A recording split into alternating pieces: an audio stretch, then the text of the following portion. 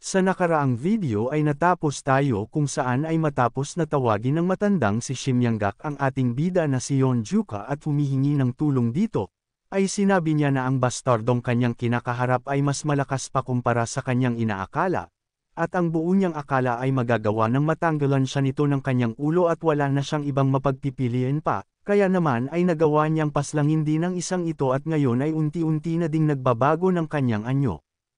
Sa nangyari ay naiinis naman siyang tinitigan ng ating bida dahil sa hindi magiging madali ang kalabanin ang mga halimaw na ito ng sabay-sabay sa anyong mayroon sila. Kaya naman ay galit nitong sinabi sa matanda na kapag natapos silang asikasuhin ang mga ito, ay siya naman ang kanyang isusunod sa kabilang buhay. Matapos naman ang ilang sandali matapos na magbagong anyo ang isang 100 Demon Soldier na isa sa Black-White Twin, ay agad naman siyang inatake nito, na mabilis naman niyang iniwasan. Sa nangyari ay napasabi siya na ang pagkakaroon ng pakpak nito ay masiyadong madayak para sa sitwasyon niyang ito, kaya naman ay napasabi na lamang siya na mukhang mas nagiging malakas pa ang mga ito matapos na magbago ng anyong depende sa kanilang martial prowess. Nang bigla naman itong nag-ipon ng malakas na pag-atake, na hindi din nagtagal ay agad naman itong binitawan upang magsanhi ng malakas na pagsabog sa buong lugar. Sa lakas ng ginawa nitong pag-atake, ay halos matupok na ang lahat ng mga kabahayan na nasa paligid, kaya naman ay napapatanong ang kasama nito na kung siya ba talaga ang kanyang brother Jiang na nakasama ng matagal, dahil ang ganitong nakakatakot niyang itsura ay ano naman kaya ito. Nang bigla naman na dumating sa kanyang harapan si Yeonjuka at sinabi nito dito na gaya nga ito ng kanyang sinabi na siya mismo ang makakakita ng kung ano ang mangyayari sa kanila kapag pinili nila ang kapangyarihan na mula sa Dark Spectral Sect, at hindi niya ikinukonsidera ang mga taga-Dark Spectral Sect bilang mga tao pa, at kasama na din siya sa kanyang tinutukoy. Ngunit dagdag nito na dahil sa ganito na ang sitwasyon, at kung magiging halimaw pa siya, ay para sa kanyang kaibigan na handang mamatay upang maprotektahan siya, ay hahayaan na muna niyang mabuhay ito sa ngayon, ngunit binalaan naman siya ng ating bida na tatandaan nito na wala nang susunod pang pagkakataon kapag muling nagkaharap silang dalawa. Sa kabilang banda naman sa kinaroroonan ng matandang si Shimyanggak, ay sinasabihan nito ang halimaw na ngayon ay hindi na siya ang dapat na kalabanan nito kung hindi ang ating bida. Ngunit dahil sa hindi naman nakikinig ito ay nagawa siyang maatake ng halimaw kaya naman ay agad siyang napasalag, ngunit dahil sa lakas ng pag-atake ay agad naman siya nitong naipatapon sa isang pader sa malapit.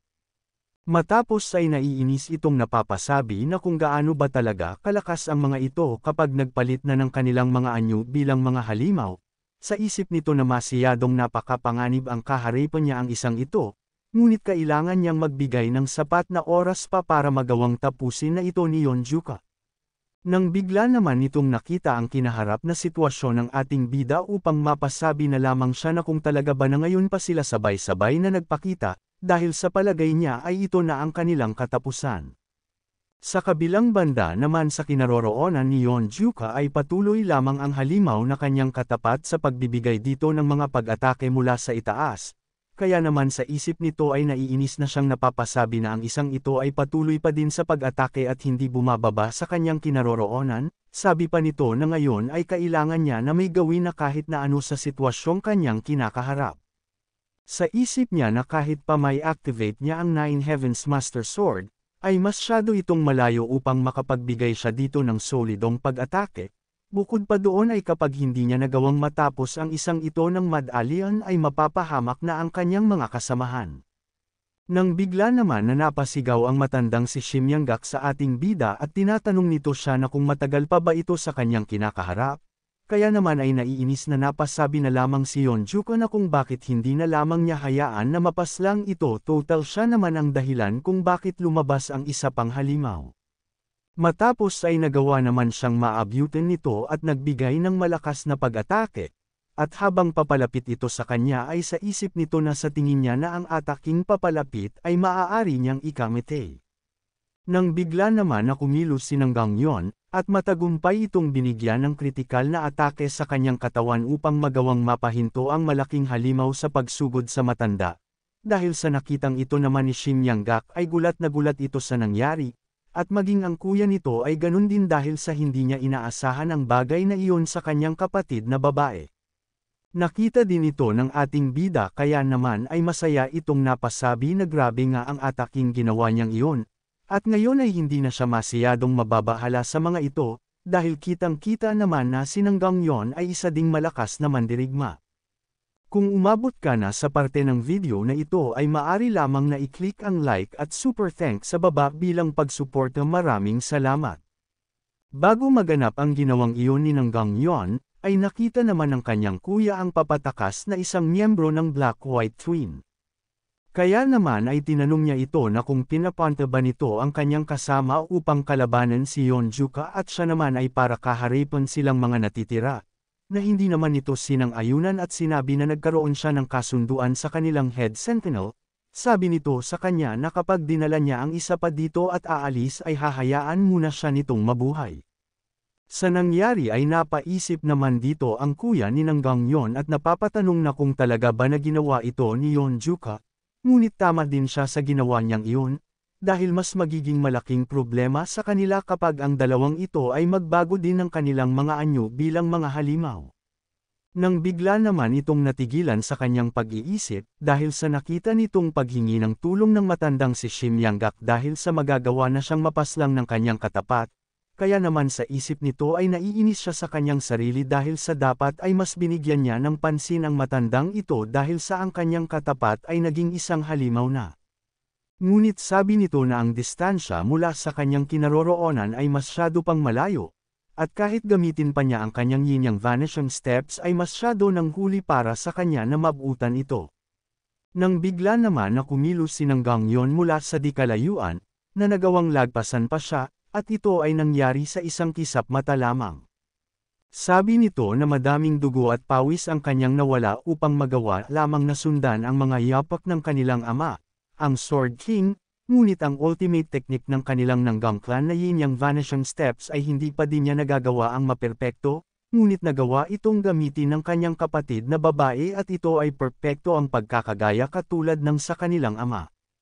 Matapos na makapagbigay ng dalaga ng malakas na pag-atake nito, ay agad naman na naka-recover ito sa pinsalang kanyang natamo, kaya naman nang sinubukan nitong atakihin ang dalaga, ay agad naman din siyang inatake nito. At gamit ang malakas na teknik nito, ang Imperial Sword Form, ay sa ilang pagwas-iwas ng espada ng dalaga sa katawan ng halimaw, ay nang matapos na suluhin niyang lahat ay nagresulta ito sa malakas na pagkakasabog sa lugar ng kanyang kanotalsikan.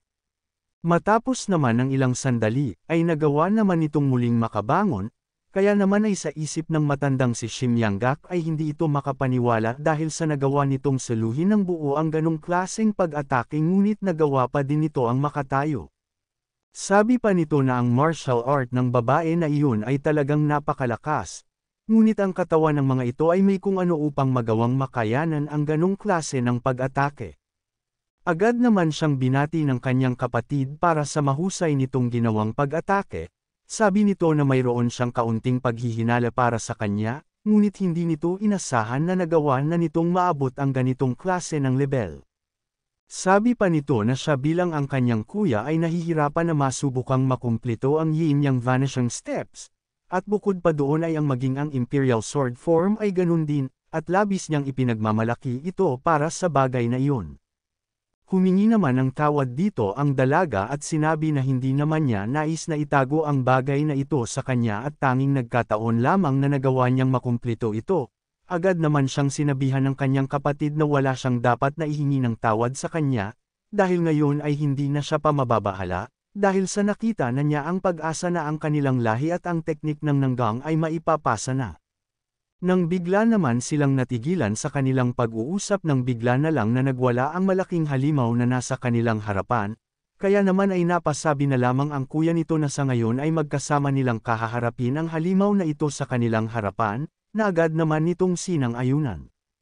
Sa lugar naman ng ating bida, ay nagpatuloy naman ang katapat nito sa pag-iipon ng malakas na pag-atake laban kay Yeonjuka, kaya naman ay bigla na lang nitong tinusok ang kanyang bibig upang magawang mapatigil. Dahil dito ay napasabi na lamang siya na dapat ay mas maaga niyang naisipan ang bagay na iyon, ngunit dahil sa kailan lamang niya natutunan ang teknik na iyon ay hindi ito sumagi sa kanyang isipan. Matapos ay tinawag nito ang halimaw na kanyang katapat at sinabi na hindi nito nais na masayang ang oras ng kanyang kasama na si Gangmyeon kaya naman ay kailangan na nilang mabilis na tapusin ang laban na ito, matapos ay agad naman siyang sinugod nito upang agad siyang makaiwas. Kaya naman sabi nito na sa ngayon ay kailangan muna niyang bumaba sa lupa, kaya naman ay agad niyang sinipa ito pababa na nagsanhi ng malakas na pagkakasabog. Nang matapos naman na mawala ang mga makakapal na alikabok, ay sinabihan naman siya ng ating bida na mas mainam na dito sila maglalaban, kaya naman ay oras na para pagbayaran niya ang lahat ng kaguluhan na ginawa niya sa lugar na ito. Matapos ay agad nitong kinuha ang kanyang espada, at nang makuha ay agad naman itong naghanda ng isang malakas na pag-atake, at ito ay ang Fifth Phase of Nine Heavens Master Sword, Earth Annihilating Scatter. Sa nangyari ay hindi naman may pinta ang muka ng halimaw sa kakaibang liwanag na kanyang nakikitang papalapit sa kanya. Sa kaparehas naman na oras, sa hangganan ng Kunlun Mountains, ay sa lugar ng sinasabing tahanan ng mga immortal, ang Kaisho Shanren, isang Grandmaster ng Kunlun Sect at Master of the Three Immortals, ay nagpadala ng pambihira at agadang pagpapatawag sa Three Immortals sa mundo ng mga mortal. Hindi naman makapaniwala ang kasama nito sa kanyang nakikita, dahil ang Kunlun Sect's Demon Chasing 8 Trigrams plate ay gumagalaw. Kaya naman ay napasabi ito sa kanyang Grandmaster na ang plate na ito ay hindi pa gumalaw sa loob ng ilang nagdaang dekada, kaya naman ay tinanong niya ito na kung anong nangyayari ngayon. Sabi sa kanya ng Grandmaster ng Kunlun Sect na si Taisho Shandren na sa tingin ba niya ay ipapatawag siya nito dito ng walang kahit na anong rason. Dahil ang kanilang mundo ay malapit ng malubog sa kaguluhan, at ang Demon Chasing 8 Trigrams plate ay isang sacred relic at isang compass na humahabol sa demonic chi. Ayon sa kwento ay gagalaw lamang ito kapag nakaramdam ito ng demonic chi na kayang magdala ng pagkawasak sa mortal realm. Ito ay hindi pa nagawang umikot ng ilang daang taon, ngunit nag-umpisa itong umikot magmula noong nakaraang taon at ngayon ay nagwawala ito sa pag-ikot ng direksyon.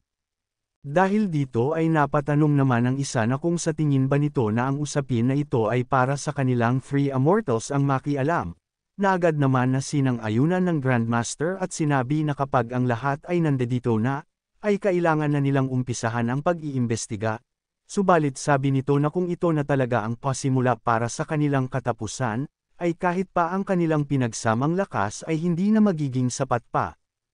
Kaya naman ay ito ang dahilan kung bakit nito ipagkakatiwala ang pinakasagradong relic ng Kunlun Sect, at ito ay ang Evil Repelling Sword. Kaya naman ay silang Three Immortals ay kailangan ng alamin at wakasan ang pinagmumula ng demonic chi sa kanilang mundo. Kung nais mo na masubaybayan ang mainit-init na kabanata ay i-open lang ang notification bell pagkatapos mo na mag-subscribe.